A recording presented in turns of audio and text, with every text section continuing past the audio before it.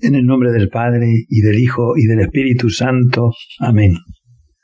Señor mío y Dios mío, creo firmemente que estás aquí, que me ves, que me oyes. Te adoro con profunda reverencia. Te pido perdón de mis pecados y gracia para hacer con fruto este rato de oración. Madre mía Inmaculada, San José, mi Padre y Señor, Ángel de mi guarda, interceded por mí. Comenzaba esta semana con la fiesta de San Francisco de Asís, el día 4 de este mes de octubre. Y es una buena ocasión para meditar sobre una virtud muy cristiana, la virtud de la pobreza. Y ojalá que podamos sacar algunas consecuencias prácticas en nuestra vida personal, imitando a Jesucristo. ¿Por qué en la fiesta de San Francisco? Por el ejemplo de ese desprendimiento radical que este santo tuvo en un momento de su vida. Hay un cuadro de Giotto que expresa perfectamente ese momento de la renuncia de Francisco de Asís a los bienes terrenales. El lema de los franciscanos es paz y bien, y es muy acertado y muy evangélico, porque cuando se vive la pobreza es cuando se es bienaventurado, cuando se es feliz, cuando se vive con paz. El desasosiego abunda casi siempre por el temor a perder bienes, la mayor parte de las veces pues bienes superfluos. El desasosiego viene cuando se teme no poseer lo que se apetece.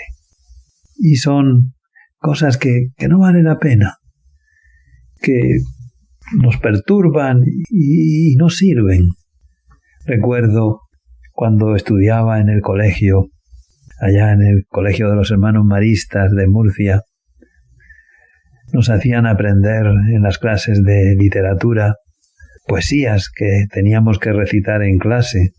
Cómo se trabajaba la memoria, porque aún me acuerdo de una de ellas que decía: por una simple avellana, 2 rapazuelos pobretes se pegaron de cachetes un martes por la mañana, cansados de sacudirse y obrando al fin la razón, la causa de la cuestión, decidieron repartirse.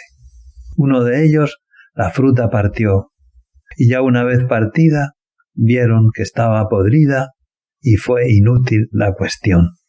Probablemente la poesía seguiría, pero yo solo me acuerdo hasta aquí. Y me llamaba mucho la atención estar peleándose por una simple avellana, que además pues luego resulta que estaba podrida.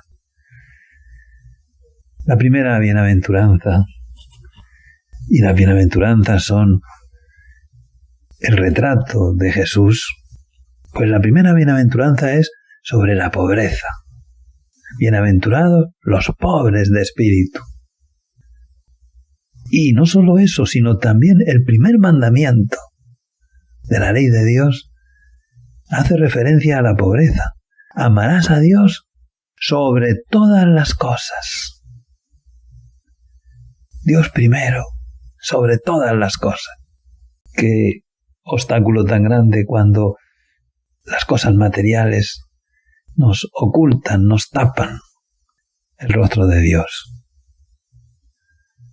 Bienaventurados los pobres, aquellos que van apareciendo en las primeras páginas del Evangelio, comenzando por María y José, Simeón y Ana, Zacarías e Isabel, los pastores de Belén, los 12 llamados por el Señor a formar el círculo más estrecho de los discípulos, aquellos que lo dejaron todo, nos dice el Evangelio que dejados todas las cosas le siguieron, Lo dejaron todo, salvo Judas, que era ladrón. Un santo de los tiempos modernos nos recuerda también que nos basta escuchar las palabras del Señor. Bienaventurados los pobres de espíritu, porque de ellos es el reino de los cielos. Si tú deseas alcanzar ese espíritu, te aconsejo que contigo seas parco y muy generoso con los demás. Evita los gastos superfluos por lujo, por veleidad, por vanidad, por comodidad. No te crees necesidades. En una palabra, aprende a vivir en pobreza y a vivir en abundancia, como el apóstol San Pablo, a tener hartura y a sufrir hambre, a poseer de sobra y a padecer por necesidad. Todo lo puedo en aquel que me conforta. Y como el apóstol, también así saldremos vencedores de la pelea espiritual, si mantenemos el corazón desasido, libre de ataduras. También en un punto para la meditación de Forja, ese deseo de un hombre de Dios. Vivir y morir pobre, aunque tenga millones a mi disposición. No creo que esto último nos afecte, pero nos da una luz, nos da una claridad. Ese deseo de vivir y morir pobre, aunque tenga millones. Porque ahí queda formulada la pobreza voluntaria y no forzosa. Pobreza que no es pauperismo, ni mendicidad, ni menesterosidad, ni insolvencia. Pobreza que radica más que en el no tener, radica en el andar desprendido, ligero de equipaje, como se suele decir.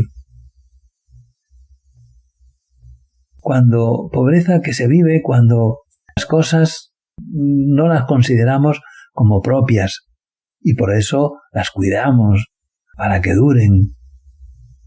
Pobreza que nos lleva a carecer a veces, pues incluso de lo necesario, a no quejarnos cuando nos falte, pues esas cosas imprescindibles.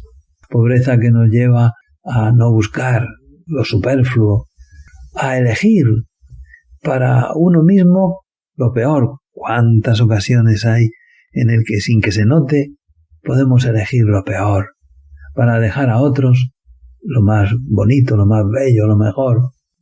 Pobreza a la que amamos, pues no creándonos pues hábitos de lujo, de confort, no permitiéndonos caprichos, no apegándonos en definitiva a lo que a diario se utiliza, pues desde el celular o móvil hasta una blusa, una camisa, un vehículo, una residencia, cualquier cosa de las que usamos habitualmente. Estar desprendidos, saber usarlo. Miremos a nuestra madre.